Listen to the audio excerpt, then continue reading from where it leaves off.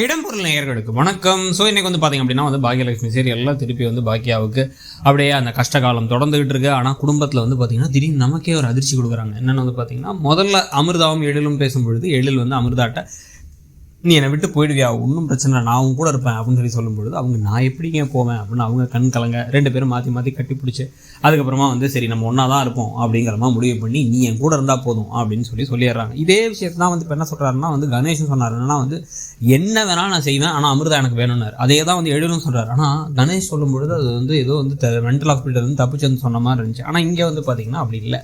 இவர் ஒரு மாதிரி கரெக்டாக சொன்னார். வேற சொல்லி முடிச்சதுக்கு பிறகு பார்த்தீங்கன்னா நமக்கு இன்னொரு முக்கியமான ஷாக் என்னன்னா, ராதிகா திடீர்னு என்ன சொல்கிறாங்கன்னா, நமக்கு மேலே ஒரு ரூம் இருந்துச்சுல, ஜாமான்லாம் போட்டுருந்தோம்னா அந்த ரூமை க்ளீன் பண்ணிட்டேங்கிறாங்க. ஏங்க ரூமே இல்லைன்னு சொல்லிட்டு தரையில் படுத்து உருண்டுகிட்டு இருந்தாங்க பாக்கியா, முதல் தடவை கோபியும் ராதிகாவும் இங்கே வரும்பொழுது.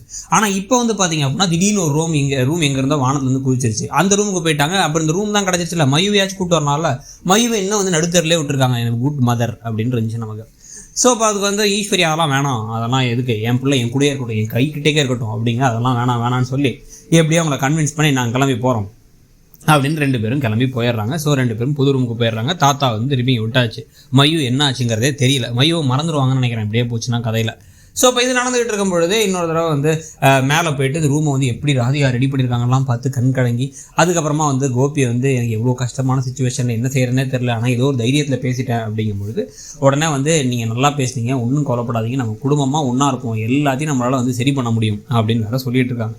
இதுக்கு நடுவில் வேறு இந்த பக்கம் இனியாழ, அந்த பக்கம் பார்த்திங்க அப்படின்னா என்ன நடக்க போகுது, எது நடக்க போகுது, ஒரு வாரம் டைம்குள்ளே என்ன மாற்ற முடியும் அப்படின்னு யோசிக்கிறதோட இப்போ எபிசோடெலாம் முடியுது. ஸோ இன்றைக்கி எபிசோடை பற்றி நீங்கள் என்ன நினச்சிங்க? எதுவுமே பெரிய விஷயமாலாம் இல்லைன்னு வச்சுக்கோங்களேன்.